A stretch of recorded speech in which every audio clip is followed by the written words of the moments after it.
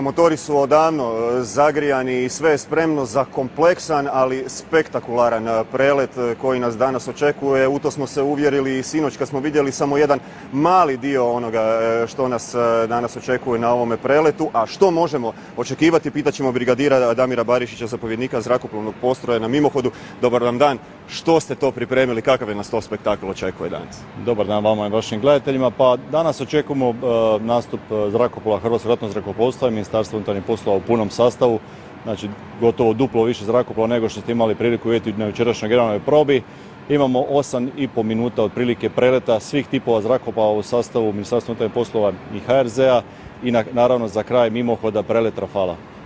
Ovo su zvijezde koje zapravo danas čekamo, impozantni, ulijevaju sigurnost. Koliko su važni za Hrvatsko ratno zrakoplovstvo? Već puno puta naglašeno, predstavljaju ogromni iskorak i predstavljaju vrh sveg što Hrvatsko ratno zrakoplovstvo i oružane snage imaju. Biće nam posebno zadovoljstvo vidjeti danas u najvećem broju do sada na mimohodu.